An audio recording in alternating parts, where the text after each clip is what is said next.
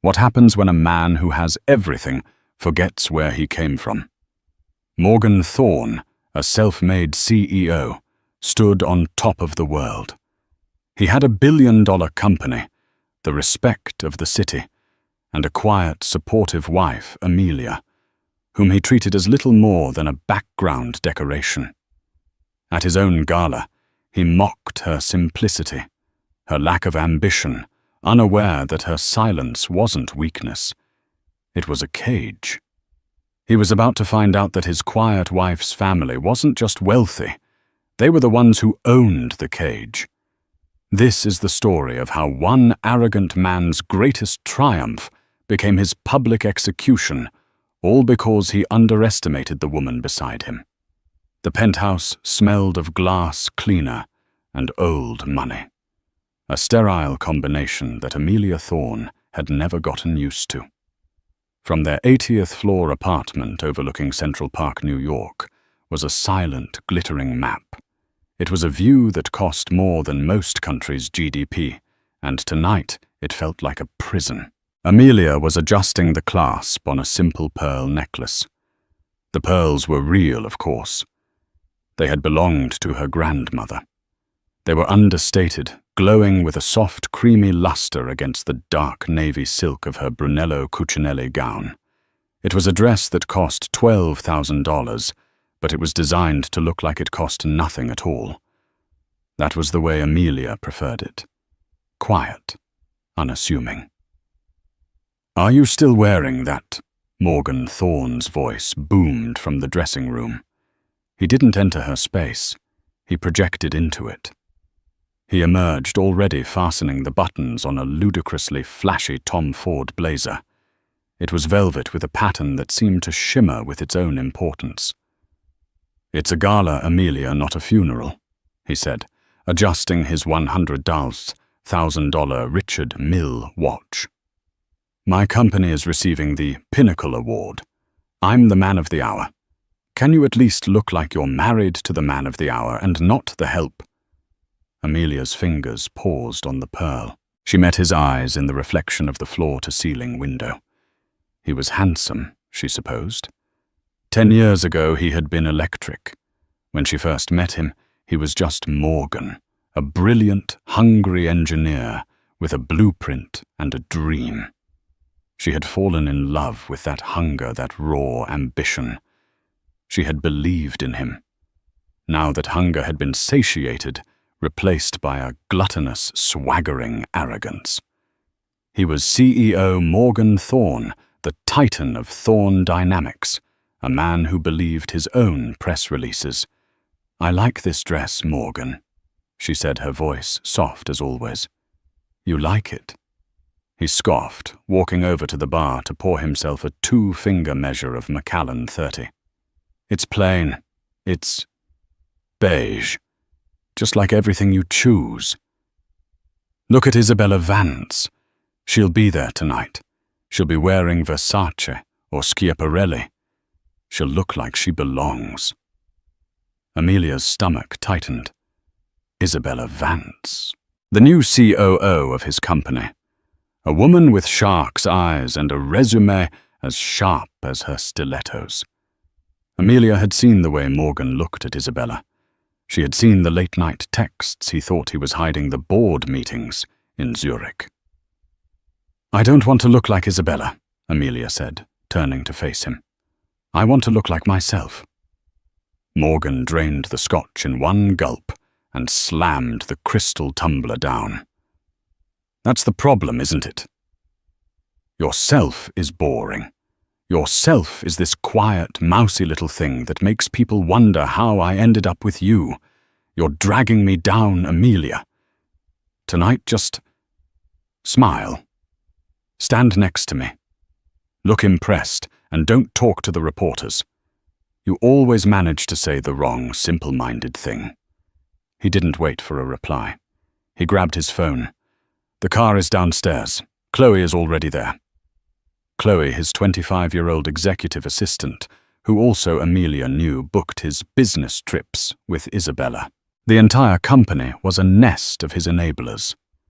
Amelia took a deep breath, the scent of expensive whiskey and his even more expensive cologne stinging her nostrils. She remembered a tiny apartment in Brooklyn 10 years ago. They were eating cheap pizza on the floor, mapping out his business plan on a napkin.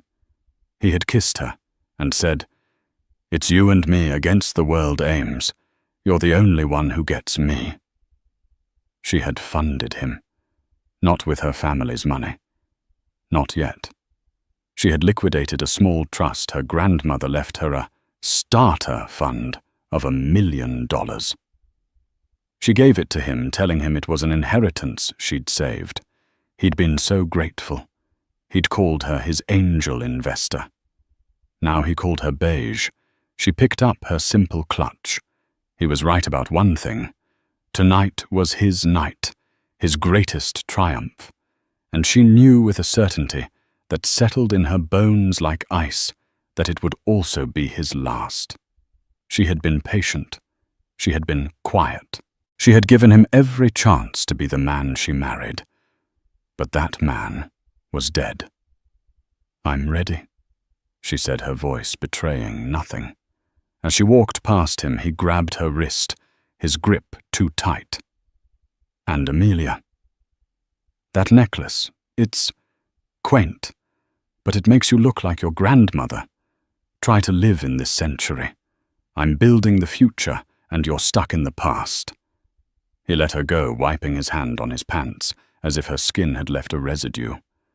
Amelia simply looked at the red mark on her wrist, then at the pearls. Her grandmother, she thought, had owned shipping lines. She had negotiated trade deals that built nations, and she had warned Amelia about men like Morgan. "You're right, Morgan," she said, walking into the elevator. "The past has a way of catching up." He didn't hear her. He was already on the phone, laughing at something Chloe said. The Metropolitan Museum of Art was unrecognizable.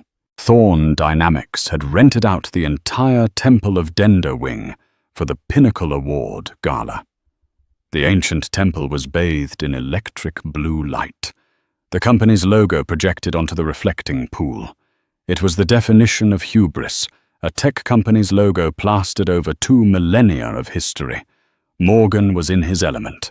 He strode into the room like a Roman emperor, his hand not in Amelia's, but on the small of her back, guiding her like livestock.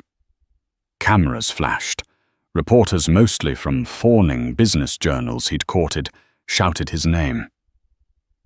"Mr. Thorne, a word about the quantum leap AI. Morgan over here. How does it feel to be the king of New York?" He lapped it up, giving sound bites about disruption and legacy. Amelia stood beside him, her smile a perfect polished mask. She was the ideal prop, the silent, adoring wife. He would occasionally pat her hand, a gesture of patronizing ownership. "She's my rock," he told a reporter from Forbes. "Couldn't do it without her. Simple, steady support." As soon as the main scrum of reporters dissipated, he dropped the act. "Go get us some champagne," he ordered, not looking at her, his eyes already scanning the room for more important people. Amelia felt the familiar sting of humiliation. She was the wife of the guest of honor, being sent for drinks like an intern. She navigated the crowd, a sea of sequins, black ties, and avaricious smiles. She saw Page Six's most notorious columnist, Penelope Hayes, watching her, a predatory glint in her eye. Amelia turned away, making her way to the bar. And then she saw her, Isabella Vance. She was not wearing Versace. She was wearing a custom blood-red Alexander McQueen gown that looked as if it had been sculpted from molten glass. It was audacious, stunning, and screamed for attention. She was standing with a circle of billionaires, men in their 60s and 70s, all of them leaning in, captivated. Morgan saw her at the same moment. He left the group he was talking to mid-sentence and strode over to Isabella. Amelia watched frozen from across the room. He didn't just greet her. He embraced her. His hand slid down the exposed, corseted back of her dress, lingering far too long, far too low. He kissed her cheek, but his lips brushed her ear as he whispered something. Isabella threw her head back and laughed a sound like breaking champagne flutes. She put her hand on his chest, her red nails a stark contrast to his white shirt. They were not hiding. They were gloating. This was the true reveal. This wasn't just an affair. It was a succession. He was presenting his new queen to the court, while the old one was sent to fetch drinks. Amelia felt a cold, sharp anger, unlike anything she'd felt before. It wasn't the hot, messy rage of jealousy. It was the precise, cold fury of a CEO watching an asset being mismanaged. An asset she owned. He's a fool, isn't he? Amelia turned. A man in his late 60s with kind eyes and an impeccably tailored Keaton suit was standing beside her at the bar. He had a slight Dutch accent. I beg your pardon, Amelia said, composing herself. Morgan Thorne, the man said, accepting a glass of seltzer from the bartender. He's a fool. He thinks this... He motioned to the blue lights, the noise, the obsequious crowds, is power. This is just noise. Power is quiet. The way you are. Amelia studied him. He looked vaguely familiar. Have we met? We have not. But I know of you, or rather I know of your family. The Van Houtens. Amelia's blood went cold. No one in New York knew her family name. It was the one thing she had guarded with absolute secrecy. Her father, Constantine Van Houten, was the head of Ethelred Global, a private equity and technology firm so large it didn't bother with stock markets. They didn't build companies. They bought the countries those companies operated in. They were the definition of quiet power. You have me at a disadvantage, Amelia said, her voice guarded. The man smiled. My apologies. My name is Peter Janssen. I sit on the board of Ethelred. Amelia's mask slipped. Peter, Uncle Peter, she said, using the familiar Dutch term. He laughed. In the flesh. Your father sends his regards. He was concerned. When he heard Thorne Dynamics was being honored, he grew worried about the exposure. Your father hates exposure. He finds it vulgar. What are you doing here? Amelia whispered, as the crowd around them roared with laughter at some unseen joke. Observing.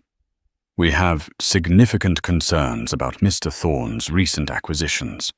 He's been moving money, a lot of money, into ventures that seem fictitious. We were running a quiet audit, but then your father told me to stand by. He said you would give the signal when you were ready. Amelia looked back across the room. Morgan was now holding Isabella's hand. He had pulled her onto a small, roped-off dais by the temple, showing her the view, his arm wrapped tightly around her waist. They were posing for a Vogue photographer. Amelia turned back to Peter Janssen. She took a sip of the champagne she had finally been handed. It tasted like ash. Tell my father, she said, her voice so low, Peter had to lean in. The signal is given. I'm done. Send the team. Send Mr. Locke. Peter's kind eyes hardened instantly. The friendly uncle was gone, replaced by the Ethelred board member. They are on a plane from Geneva. They will land at Teterboro at 6 a.m.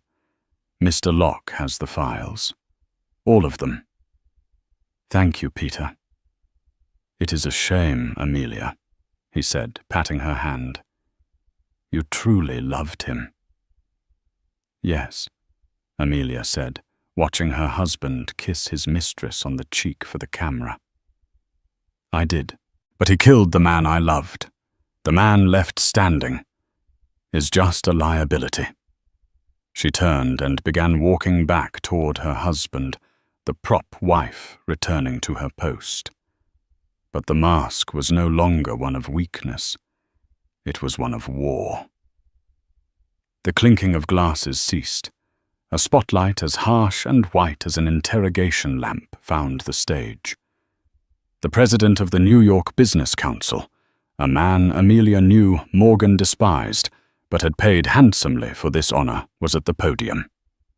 "And now," the president bellowed, "a man who needs no introduction, a man who truly represents the future of American innovation. He took a simple idea, and with nothing but grit, determination, and his own sheer genius, built a global empire. The titan of tech, the genius of Thorne Dynamics. My friend Morgan Thorne." The applause was thunderous. Morgan stood up, buttoning his velvet jacket. He looked at Isabella, who blew him a small, conspiratorial kiss. Then, as an afterthought, he glanced at Amelia, still standing beside his chair. He gave her a sharp nod, a silent command. "Stand up. Applaud for me." Amelia rose to her feet, her hands moving together in a slow, measured clap. Her face was a perfect portrait of serene, wifely pride. Inside, she was a block of Antarctic ice. Morgan bounded onto the stage, soaking in the adulation. He shook the president's hand, grabbed the heavy crystal award, and held it aloft like a conquering hero. The cameras flashed, capturing the image of triumph he had so desperately craved. Thank you," he said, his voice aided by a microphone filling the ancient hall. "Wow, what a night." He set the award down, leaning into the podium with a practiced, casual arrogance. "They say I'm a self-made man," he began, his voice dripping with false humility. "And they're right." Amelia watched clinically. She saw Peter Janssen across the room, by the main exit, watching Morgan like an entomologist studies a particularly distasteful insect. "I didn't come from money," Morgan continued, a lie he'd told so often, he now believed it. He came from a perfectly comfortable upper-middle-class family in Connecticut. "I didn't have a trust fund. I didn't have a family name to open doors for me." He paused for effect, letting the lie settle over the crowd of trust fund babies and heirs, all of whom nodded in solemn agreement. "I built Thorne Dynamics from nothing. From an idea on a napkin, Amelia's napkin in her apartment paid for by her trust. I did it with sweat. I did it with 100-hour work weeks. I did it by being smarter and working harder than everyone else in this room." A few nervous titters. He had insulted them, but he was the man with the award, so it was acceptable. "People told me my quantum leap AI was impossible. They said it couldn't be done. But I don't believe in impossible. I eat impossible for breakfast." The applause was weaker this time. His ego was beginning to choke the room. "But," he said, softening his tone, "no man is an island. You need a team of killers, a team that sees your vision. People like my brilliant COO, Isabella Vance." He pointed to her. Isabella stood, bathing in the secondary spotlight. She was the future Mrs. Thorne, and everyone in the room suddenly understood. The gossip was true. Amelia felt the lens of Penelope Hayes' camera swing from Isabella back to her, zooming in, searching for the crack for the tear. Amelia gave her nothing. She just smiled the same placid, empty smile. "And," Morgan said, turning back to the podium, his voice taking on a new condescending tone, "you also need support at home. Someone to handle the other things. The simple things." The room went quiet. This was not on the prompter. "My wife Amelia is here tonight." He gestured vaguely in her direction. The spotlight swung, catching her.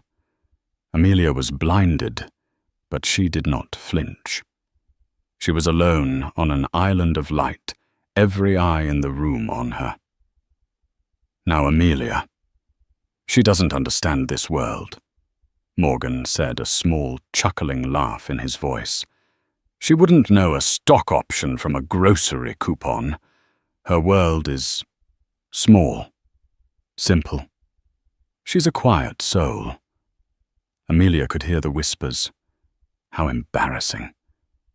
Did he really just say that she looks like a ghost?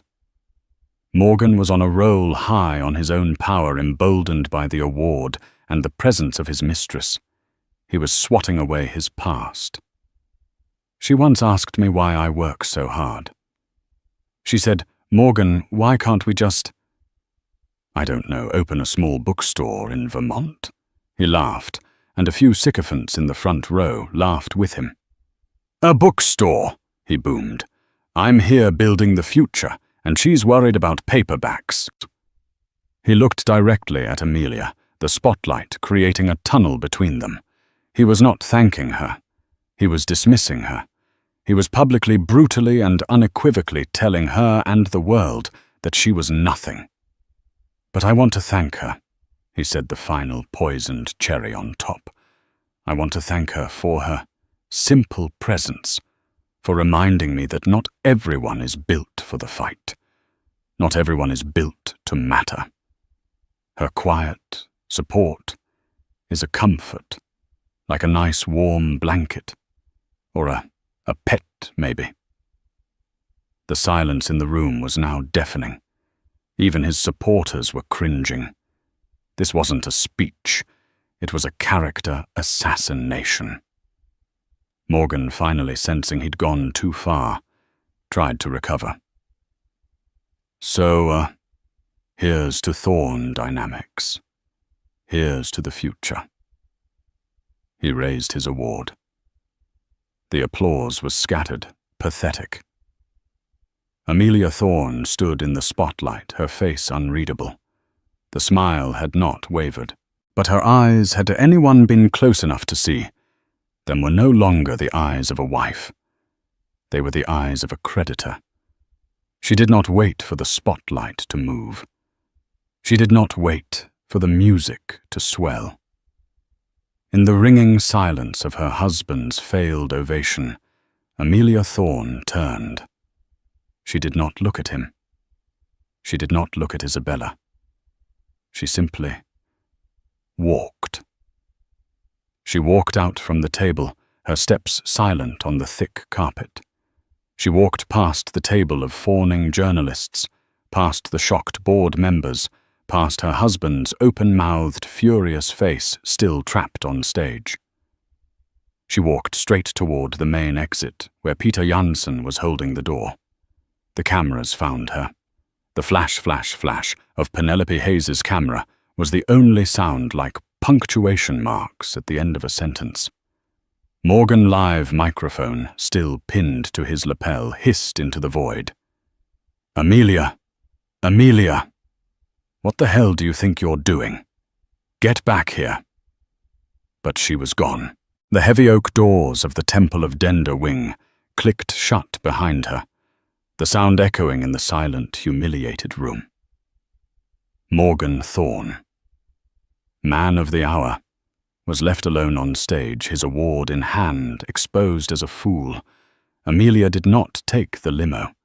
The chauffeur, a man who had driven her for 5 years and always treated her with a quiet kindness, looked confused as she bypassed the gleaming Bentley.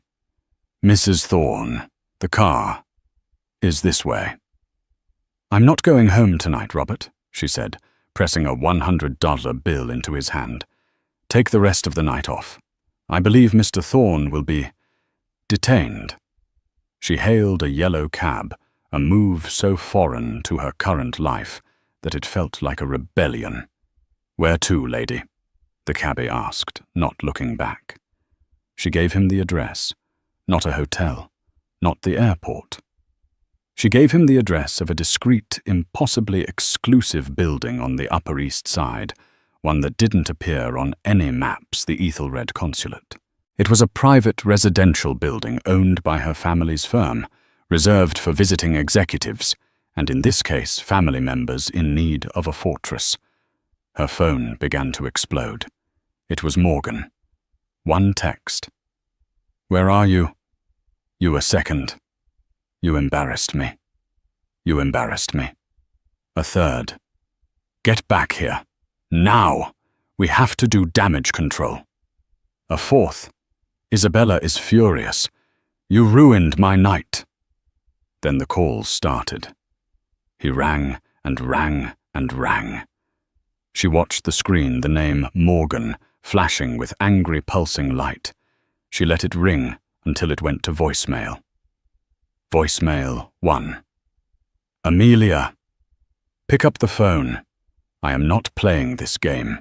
You made me look like an absolute idiot. Whatever little tantrum this is, it's over. Get back to the penthouse. We will talk." She deleted it. The cab pulled up to a grey stone building with no markings, only a heavy, polished black door. Two men in dark, severe suits stepped out of the shadows before she had even paid. They were her family's security. "Welcome home, Ms. Van Houten," one of them said, opening the cab door. The name Ms. Van Houten felt like a splash of cold, clean water. She entered the lobby. It was silent, decorated with a single massive Mark Rothko painting, and nothing else. Her father's taste. Another call from Morgan. She let it go to voicemail. Voicemail 2. His voice was different. The rage was gone, replaced by a tight, controlled panic. The reporter Penelope Hayes must have published her article already. The headline was probably "Brutal Thorne's Quiet Wife Walks Out on Humiliating Speech." "Amelia, listen. I don't know what got into you. I was joking. It was just a little roast. You know, for the crowd. You're too sensitive, you're overreacting, but you're making a scene. The board is asking questions. You're making the company look unstable. You're making me look unstable. Call me. We can fix this. Just call me." She deleted it. She was shown to a suite that was larger than her first apartment with Morgan. A fire was already crackling in the hearth. On a heavy mahogany desk, a secure satellite phone was waiting. She picked it up and dialed a number from memory. It rang once.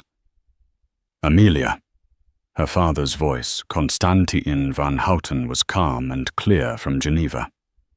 "Father," she said, "Peter called me. You are safe." "I am safe. I'm at the consulate." "Good. Mr. Locke and the team's plane is wheels down at Teterboro. They are refueling and will be with you in 90 minutes. They have the preliminary audit. It's worse than we thought, Amelia." "What did he do?" she asked, sinking into a leather chair that smelled of old books and power. "He didn't just borrow against your initial investment. He's been defrauding his own company. Systematically. For 2 years. He's been using Thorne Dynamics as a personal piggy bank to fund a series of personal projects with Ms. Vance. So the company is a shell. Not yet," her father said, his voice hard. "The core technology, the quantum leap AI, is sound. Brilliant even. That's the asset. But the company's financials, they're a work of fiction. He's been cooking the books to inflate the valuation for a new round of funding. He was planning to take the new money, cash out his original shares, and leave the new investors holding an empty bag." Amelia felt sick. He wasn't just leaving me. He was leaving everyone. Yes, a true sociopath. He thinks he's the smartest man in the room. Amelia looked into the fire. He's not even the smartest man in his own marriage. A rare, dry chuckle from her father. Indeed, Mr. Locke has the full package.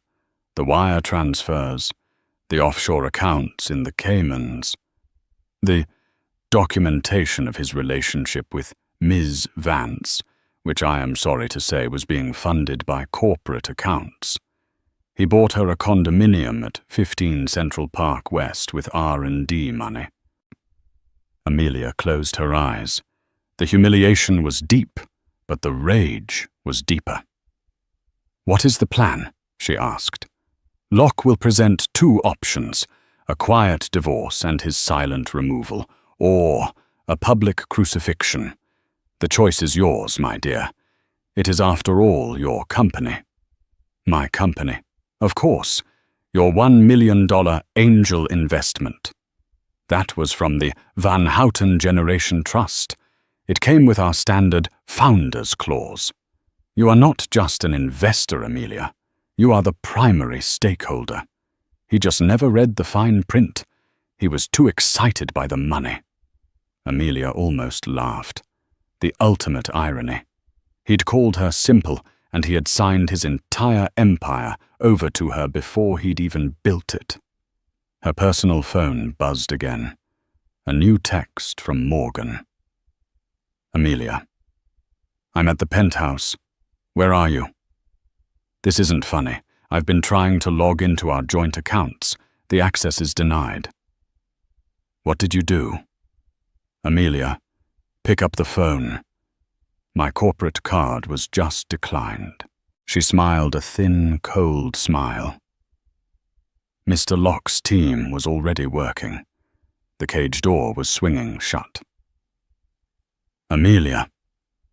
Her father's voice came over the satellite line. "I'm here, Father." "What is your decision?" "A public crucifixion," Amelia said without hesitation. He wanted the spotlight. He wanted to be the king of New York. "I'm going to make him famous." "Very good," Constantine said. "Locke will meet you at Thorn Dynamics, 9 a.m. I suggest you get some rest. Tomorrow, you become CEO." Morgan Thorne had not slept. He sat in the dark penthouse, the glittering New York skyline now mocking him. He had spent the night alternating between blind panic and narcissistic rage. He'd called his CFO. No answer. He'd called his bank. They cited a security freeze. He'd called Isabella, who had screamed at him about the Page 6 article, "Thorne's Temper Tantrum Wife Flees Mistress Exposed," and then hung up on him. By 8 a.m., he was a wreck pacing the marble floors in his $5,000 suit from the night before. He was in the middle of composing a furious, threatening email to Amelia's simple middle-class parents in Holland. He'd never met them, and she'd never corrected his assumption when his secretary, Chloe, called, her voice trembling. "Mr. Thorne, you need to come in. Now." "What is it?" "What's the new crisis?" he snapped. "There are people here, in the main conference room. They said they have a 9 a.m. meeting with you, but it's not on your calendar." "What people? Get rid of them," he barked. "Sir, I don't think I can. There are 6 of them, and Mrs. Thorne is with them." Morgan froze. Amelia. She'd come crawling back. She was here to apologize, to smooth things over. A wave of relief quickly followed by anger washed over him. She would pay for this humiliation. "Right," he said, straightening his tie. "I'll be there in 20 minutes. He strode into the lobby of Thorn Dynamics, his company, his empire, at 8:52 a.m. The employees stared at him, whispering. The Page 6 article was on every screen.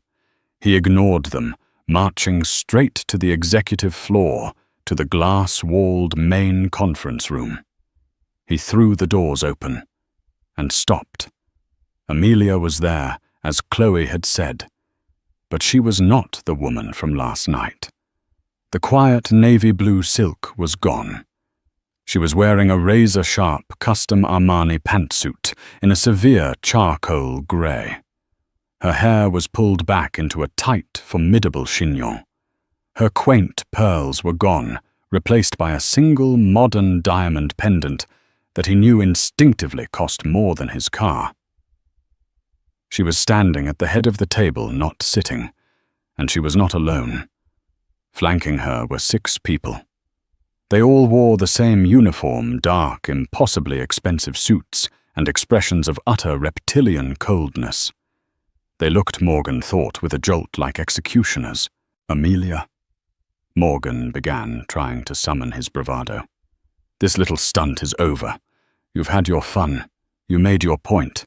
Now tell your friends to leave. We have a company to save. Amelia looked at him. Her eyes were empty of any emotion he recognized.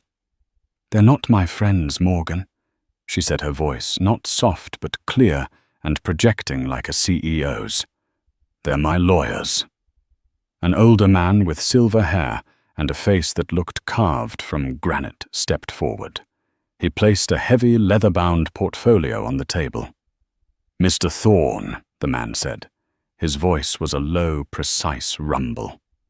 My name is Harrison Locke of Kensington and Locke in Geneva and New York. We represent Mrs. Amelia Van Houten Thorne, or as you may know her, Amelia Van Houten. Morgan blinked. Van Houten. What's that your maiden name? Who cares? Mr. Locke allowed a small, cold smile to touch his lips. Mr. Thorne. Are you familiar with our client, Ethelred Global? Morgan's blood turned to ice water. Everyone knew Ethelred.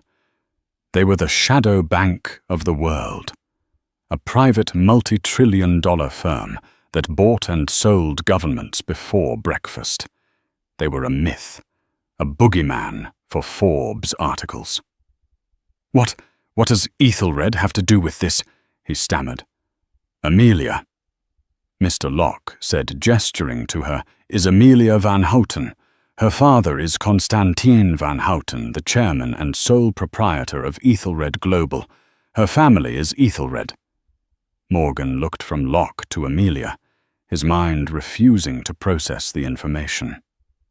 You told me your family owned a tulip farm. A common misconception, Amelia said, her voice cutting. My great-grandmother bred a rare tulip. The patent for that tulip was the seed money for the firm in 1888. You assumed simple. You never asked. But, Morgan was sputtering, a drowning man, searching for a life raft. Mitt Thorne. Locke continued, tapping the portfolio. Let's get to the agenda. This is a petition for divorce. He slid one document across the table. A divorce. Morgan laughed, a high-pitched, hysterical sound. You'll get nothing. The prenup is ironclad. You signed it. What's mine is mine. What's yours is yours. And you, my dear, have nothing. On the contrary, Amelia said, I have everything. Mr. Locke slid a second document over. This Mr. Thorne is the original seed funding agreement for Thorne Dynamics, the anonymous angel investment of $1 million you received 10 years ago. It was, in fact, an investment from the Van Houten Generation Trust, registered to Amelia. Locke pointed to a paragraph on page 40. And this is the Founder's Clause you signed without reading. It stipulates that in the event of gross negligence, criminal misconduct, or a morality violation, such as, say, a very public documented affair, the primary stakeholder, Ms. Van Houten, has the right to assume majority control and voting rights of the entire company. Instantly. Morgan stared at the paper. He remembered the agreement. He'd been so desperate for the cash he'd barely glanced at it. You tricked me, he whispered. You tricked yourself, Amelia replied. You assumed I was stupid. You assumed I was poor. You built your entire life on a lie, Morgan. The lie that you were the smartest man in the room. Suddenly the conference room doors burst open. Isabella Vance marched, in her face a mask of rage. Morgan! What is going on? My corporate cards are shut off. Security won't let me into my office, and who the hell are these people? She stopped when she saw Amelia, who was now smiling. A genuine, terrifying smile. Miss Vance. Perfect timing, Amelia said. Please join us. We were just getting to your part. Isabella Vance looked from Amelia's cold smile to Morgan's ghost-white face. Her bravado faltered. She had walked into an ambush. Mr. Locke, Amelia prompted, taking a seat at the head of the table, as if it were her throne. Please continue. Ms. Vance? Mr. Locke said, not even looking at her. He addressed the file. We have also filed a suit against you personally, for conspiracy to commit fraud and for misappropriation of corporate funds. Fraud?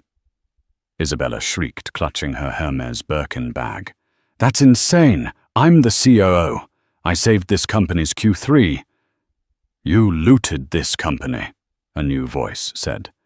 It was one of the other lawyers, a young, sharp woman who opened a different file. We have here the wire transfer authorizations for $1.7 million approved by you, Mr. Thorne, and countersigned by you, Ms. Vance, to a shell corporation called IV Global Solutions. This shell corporation is registered in the Cayman Islands. Its sole proprietor is Isabella Vance. Isabella staggered, gripping the back of a chair. The lawyer continued, her voice a monotone dirge. This $1.7 million was diverted from the R&D budget for the Quantum Leap project. It was then used 3 days later as a down payment on a condominium at 15 Central Park West. Your condominium, Ms. Vance. Morgan stared at Isabella. You told me that was family money. Isabella's face contorted with rage. You told me to handle it. You told me you deserved a bonus for the stress. I didn't tell you to steal, Morgan roared, a cornered animal. Oh, but you did, Amelia said, her voice cutting through the argument. You just preferred not to know the details. This is... Morgan was breathing hard. This is a private matter. A disagreement between executives. You can't just take my company. Wrong, Mr. Locke said. The $1.7 million is just the beginning. The tip of the iceberg, as they say. Our forensic audit, which has been running for 6 months, has uncovered a systemic criminal enterprise. He nodded to his team. They began placing more documents on the table. Stacks and stacks of them. You, Mr. Thorne, Locke said, have been running 2 sets of books, one for your shareholders and one for yourself. You have systematically inflated your revenue reports by 40% for 3 quarters in an attempt to artificially inflate your valuation ahead of a new funding round. That's a lie, Morgan shouted. Is it? Amelia asked. You told your board you had secured a $300 million contract with the Department of Defense, but you didn't. You secured a meeting. Our team spoke with the Pentagon this morning. They were very interested to hear about your fraudulent claims. Oh, God, Morgan whispered, collapsing into a chair. This was beyond the divorce. This was prison. You see, Morgan, Amelia said, leaning forward. You thought I was a simple, quiet wife.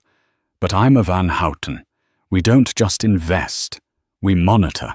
My family's firm, Ethelred, has owned the bank in the Caymans you've been using for your shell companies for over 50 years. We didn't just find your transactions, we processed them. This was the final blow, the reveal that he had never, not for 1 second, been in control. He had been a mouse in a maze, and the woman he'd mocked as a pet had been the one designing it. What do you want? Morgan finally whimpered. He looked at Amelia, his eyes wide with terror. Money. You want money, take it. Take it all. Just don't do this. Don't send me to jail. Please, Amelia Ames. I love you. Last night was a mistake. I was drunk. I was stressed. He was trying to crawl back. Isabella Vance watched him, her face a mask of pure disgust. You pathetic worm, she hissed. Quiet, Miss Vance. Mr. Locke snapped. You are in enough trouble. Amelia stood up and walked to the glass window, looking down at the city. Her city. You don't get to use that name. She said, her back to him. You don't get to Ames me. You want to know what I want. She turned around. Her eyes were burning. Last night you stood on a stage and you called me simple. You called me beige. You mocked me for dreaming of a bookstore. You said I didn't matter. You and your mistress, you stood there and laughed at me. You thought you were kings. You thought you were untouchable. She walked slowly, deliberately back to the table. I don't want your money, Morgan. I have money. I don't want your apology. It's worthless. She placed her hands flat on the mahogany. I want the company. I want the penthouse. I want the legacy you thought you were building. And you will have nothing. You wanted to be a self-made man. Well, I'm unmaking you. You can't, he whispered. As of 8:00 a.m. this morning, Mr. Locke announced, acting as majority stakeholder. Ms. Van Houten called an emergency board meeting. The Ethelred board members who you didn't know were board members have voted. You, Mr. Thorne, are removed as CEO and chairman effective immediately. Ms. Vance, your position as COO is terminated also effective immediately. Both of you are under investigation by the SEC and the Southern District of New York. We have already delivered our findings to them. No, Isabella whimpered. My career. Your career is over, Amelia said. Your condo is being seized as an asset of the company you stole from. And you, Morgan, Amelia said, your shares. They're worthless. The founder's clause you violated reverts them all to me. The prenup, it's void. It was predicated on good faith, which you violated with criminal fraud. You don't even have enough money left to pay for a lawyer to fight this. Morgan was silent. He just stared at the table, a completely broken man. Security. Amelia called out, her voice sharp. The conference room doors opened. This time, it wasn't the building's security. It was 2 uniformed NYPD officers and 2 federal agents. Morgan Thorne, Isabella Vance, one of the agents said. You're both under arrest. The scene in the hallway of Thorne Dynamics was one of silent, stunned chaos. As the officers cuffed Morgan, he finally looked at Amelia, his face a grotesque mask of confusion and betrayal. Why? He whispered as they read him his rights. 10 years, Amelia. Why was it all a lie? Amelia walked up to him close enough that only he could hear her. It wasn't a lie when I met you, she said, her voice a low, painful truth. I loved you, Morgan. I loved that brilliant, hungry man in the Brooklyn apartment. But you killed him. You let your ego and your greed kill him.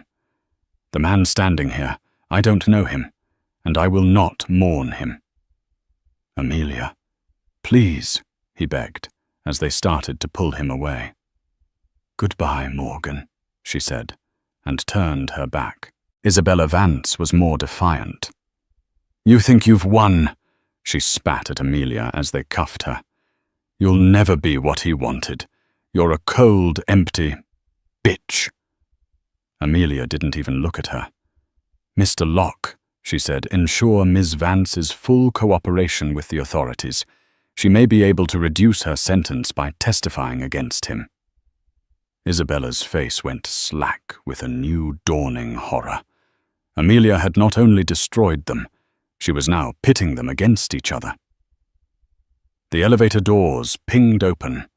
A crowd of employees had gathered their phones out, recording the King of New York being led away in handcuffs. And just as the doors opened, none other than Penelope Hayes, the Page 6 columnist, stepped out, her photographer in tow. "Mr. Thorne, Miss Vance," Hayes shouted, her camera flashing, capturing the ultimate image of their downfall. "Is it true Ethelred Global is taking over? Is it true you're being arrested for fraud?" Morgan and Isabella flinched from the lights, humiliated, broken, and exposed. The elevator doors closed. The hallway was silent. Every employee was staring at Amelia, the quiet wife who now stood at the center of the storm. Amelia turned to the crowd. Her face was not triumphant. It was calm, serious, and in complete control. "Good morning," she said, her voice projecting across the open-plan office. "My name is Amelia Van Houten. As of 9:05 a.m., I am the acting CEO of this company. I know this is a shock. I know you have questions. What you just saw was the end of a long and painful investigation into gross financial mismanagement by Mr. Thorne and Ms. Vance." She looked at them, meeting their eyes. "They stole from this company. They stole from you. They stole your R&D funds, they lied about your successes, and they put all of your jobs at risk." She paused, letting it sink in. "That ends today. Thorne Dynamics," she continued, "is at its heart a brilliant idea. The Quantum Leap AI is revolutionary. And you, the engineers, the designers, the support staff, you are the true value of this company, not the man who just left in handcuffs." She walked toward them, her lawyers remaining in the background. "My family's firm, Ethelred Global, is assuming all financial backing. As of this moment, this company is solvent. Your paychecks are secure. Your jobs are secure. The future we were promised is real." A sigh of collective relief went through the room. "But we have work to do," Amelia said, her voice hardening. "We have to undo the damage. We have to rebuild the trust. I will be holding an all-hands meeting in the main auditorium at 2 p.m. I will answer every question you have. But for now, I want you to get back to work. I want you to show me the brilliant company you are underneath the lies." She nodded to Chloe, the young assistant who had been pale and trembling. "Chloe, please come to the conference room. Bring me the real financials, not the ones Mr. Thorne gave the board. The real ones." Chloe, seeing a lifeline, nodded, her eyes wide. "Yes, Ms. Van Houten. Right away." Amelia turned and walked back into the conference room. Mr. Locke and his team were already packing their briefcases. "A clean execution, Mr. Locke," Amelia said, pouring herself a glass of water. "Indeed, Ms. Van Houten," Locke replied. "The SEC will handle it from here. We will, of course, manage the divorce proceedings and the asset seizure. The penthouse should be clear by this evening." "Thank you, Harrison," she said. Locke paused at the door. Your father will be very proud. You are, as he said, a true Van Houten." "No," Amelia said, looking out the window at the CEO's view. "I'm just Amelia, and I'm finally building my own future." The 2 p.m. all-hands meeting was packed. The auditorium was buzzing, not with fear, but with a strange electric anticipation. Amelia walked onto the stage alone. No lawyers, no family. She wore the same charcoal suit, a symbol of new stable power. She stood at the simple podium, and the room went silent. "Thank you for coming," she began. "As I said this morning, my name is Amelia Van Houten, and I am your new CEO.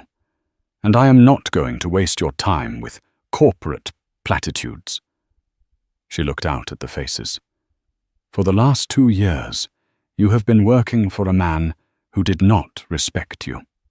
He respected your output, but he did not respect you. He took your genius, packaged it, and sold it as his own. And then he had the audacity to steal the profits of your labor. That era is over. Today," she said, "I have done 2 things. First, I have dissolved the office of the CEO as you knew it. All of the executives complicit in Mr. Thorne's schemes have been terminated." A wave of applause. "Second," she continued, "I have taken the $1.7 million recovered from Ms. Vance's condominium and the additional $22 million we have already recovered from Mr. Thorne's hidden accounts, and I am not putting it into an executive bonus pool. I am putting it back into this company.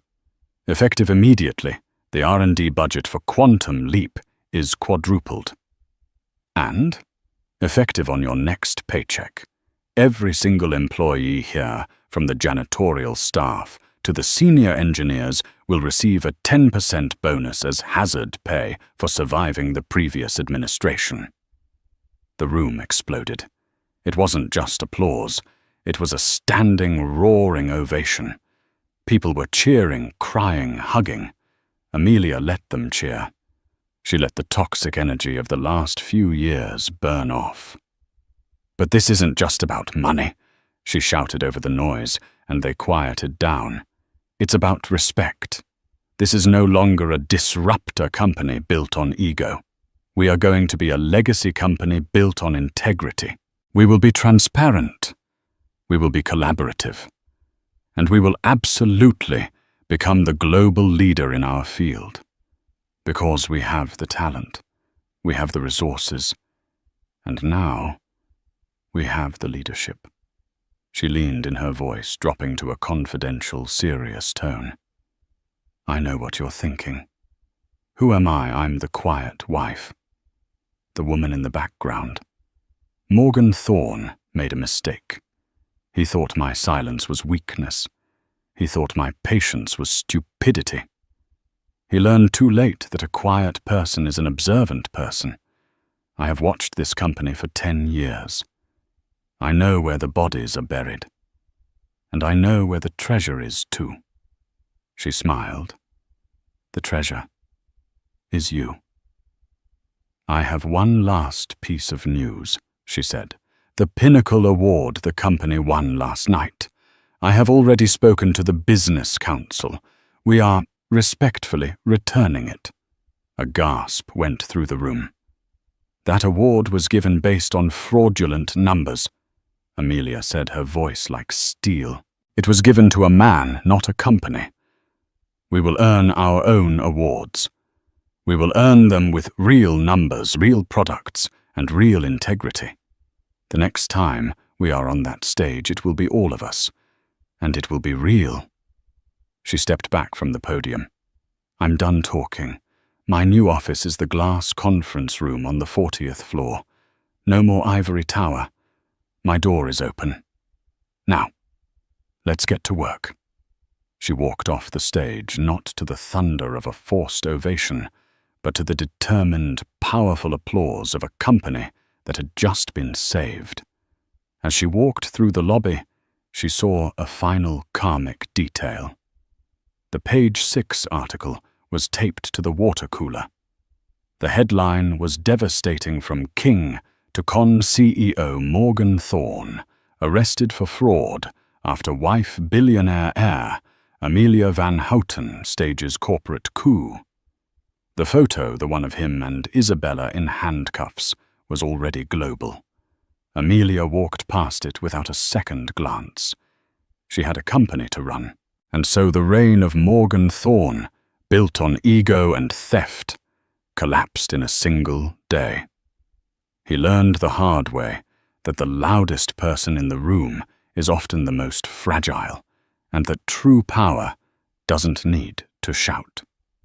Amelia Van Houten, the quiet wife, proved that silence is not weakness. It is the patience of a predator, the calm of a strategist. She took back her company, her name and her future, not by screaming, but by winning. The arrogant CEO who mocked his wife ended up with nothing, while the woman he called simple now runs his entire world. This story is a powerful reminder. Never ever underestimate the quiet ones. They are the ones who are always listening. What did you think of Morgan's downfall? Was it karma or was it just business? Let us know your thoughts in the comments below. We read every single one. Thank you for watching. If you loved this story of justice and karma, please show your support. Hit that like button. Share this video with someone who needs to see it. And most importantly, subscribe to our channel for more real-life dramas every single week. Click that notification bell so you never miss a single story.